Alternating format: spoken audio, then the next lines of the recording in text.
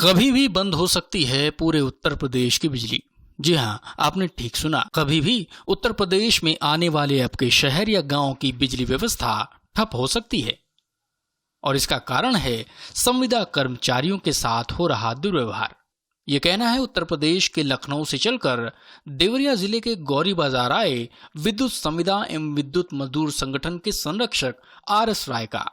12 अगस्त दिन गुरुवार को गौरी बाजार स्थित एक मैरिज लॉन में बासुकीनाथ राय की अध्यक्षता में विद्युत संविदा मजदूर संगठन विद्युत मजदूर संगठन की बैठक का आयोजन किया गया, जिसमें देवरिया जिले के सैकड़ों विद्युत संविदा कर्मचारियों की मौजूदगी देखी गई। बैठक में मुख्य अतिथि के रूप में लखनऊ से चलकर गौरी बाजार आए RS राय ने कहा कि विद्युत विभाग में कार्यरत संविदा कर्मचारी एक सरकारी कर्मचारी से अधिक कार्य करता है, लेकिन फिर भी संविदा कर्मचारियों का वेतन बहुत कम है, जिसमें जीवन चला पाना संभव नहीं है। यहाँ का कार्यक्रम यह है कि जो बिजली विभाग में ये जो संविदा कर्मी काम कर रहे हैं, ये देवरिया जनपद के अध्यक्ष जो यहाँ बैठे हैं और जो हमारे महामंत्री हैं और सारे पदाधिकारी हैं और ये सारे सैकड़ों की संख्या में जो संविदा कर्मी यहाँ उपस्थित हैं, हमारी एक बहुत मुख्य मांग ये है कि आज बहुत कम वेतन में हमारे लोग अपना गुजर बसर कर रहे हैं। तो हमारा ये कहना है कि जो नियमित कर्मचारी है, हमारे ही पद पर लाइनमैन का काम कर रहा है, उसको जो तब वेतन मिलता है हमको मिलना चाहिए। लेकिन हमारा ये भी कहना है कि अगर सरकार इसको नहीं दे पा रही किसी वजह से, तो इसी विभाग में जो सैनिक कल्याण निगम से जो लोग काम कर रहे हैं वह उसी काम को कर रहे हैं। लाइनमैन का सब स्टेशन पर काम कर रहे हैं, SHO का काम कर रहे हैं, वो पा रहे हैं 20,000 रुपया, हमारे कर्मचारी 8,000 रुपये पा रहे हैं।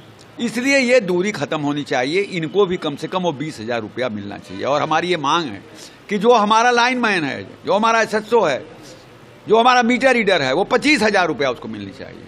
और जो हमारा सहायक है उसके साथ श्रमिक, उसको 20,000 रुपया महीना तनख्वाह मिलनी चाहिए। आज प्रमुख विषय यहाँ है इस मांग का। राय ने कहा कि हर साल 600 से ज्यादा संविदा कर्मियों की मौत बिजली का आघात लगने से होती है। उसके परिवार को कम से कम 20 लाख का मुआवजा मिलना ही चाहिए। दूसरी एक बात और है कि हमारे साथी जोखिम का काम करते हैं, कोई भरोसा नहीं है कि कब कोई बिजली का तार उनको छू जाएगा और उनका जान चला जाएगा।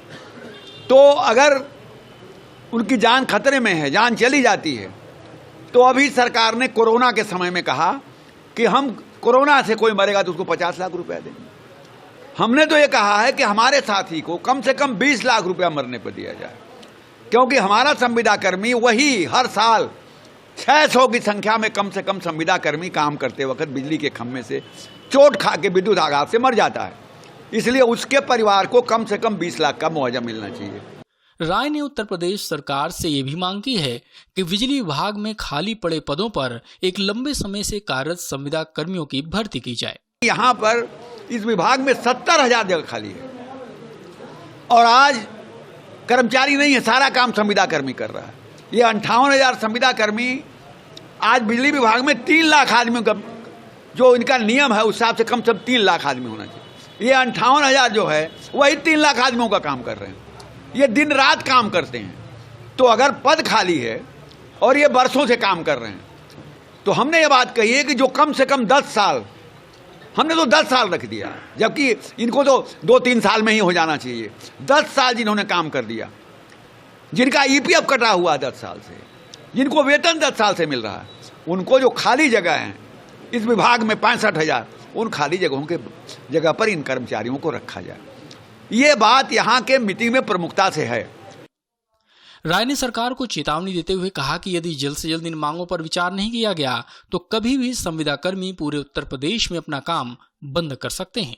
अगर हमारी मांगें सरकार और नहीं पूरा करेगी तो पूरे प्रदेश के अंदर कभी भी हम निर्णय ले सकते हैं कि हम अपना काम बंद कर दें, क्योंकि हमारा रोजी रोटी अगर नहीं चलेगा, अगर हमको 7,000 8,000 में अपना परिवार हम नहीं चला पा रहे हैं, तो हम काम कैसे करेंगे।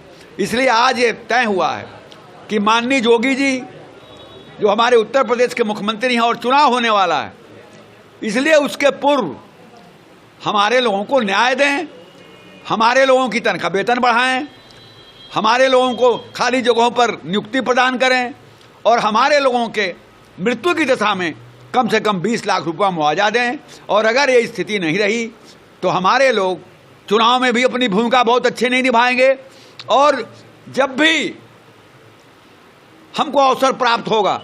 हम पूरे प्रदेश की भी बिजली बंद करने से पीछे नहीं हटेंगे अगर हमारे साथ अन्याय जारी रहा। इसी क्रम में प्रांतीय महामंत्री राजेश्वर सिंह ने सभा को संबोधित करते हुए कहा कि एक तरफ सरकार इसी विभाग के कार्य संविदा के माध्यम से सैनिक कल्याण निगम के लोग कर रहे हैं, जिनको 18,000 से 30,000 तक का भुगतान किया जाता है, जबकि उसी काम का संविदा कर्मियों को 7,500 से 9,000 का भुगतान किया जाता है, जो सीधे तौर पर संविदा कर्मचारियों का शोषण है। इसी के साथ बस्ती जोन प्रभारी विनोद श्रीवास्तव, गोरखपुर अध्यक्ष अजय शाही, देवरिया के सुनील सिंह आदि ने सभा को संबोधित किया।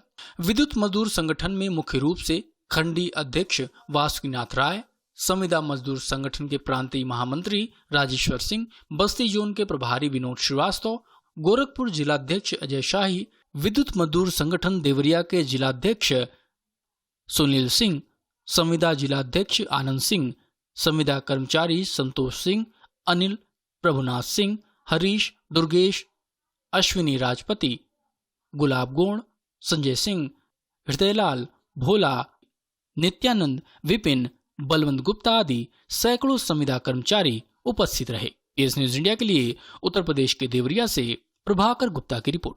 Get heavy discount on all grocery items. Only on wildblossom.com. Fast? No, it's super fast.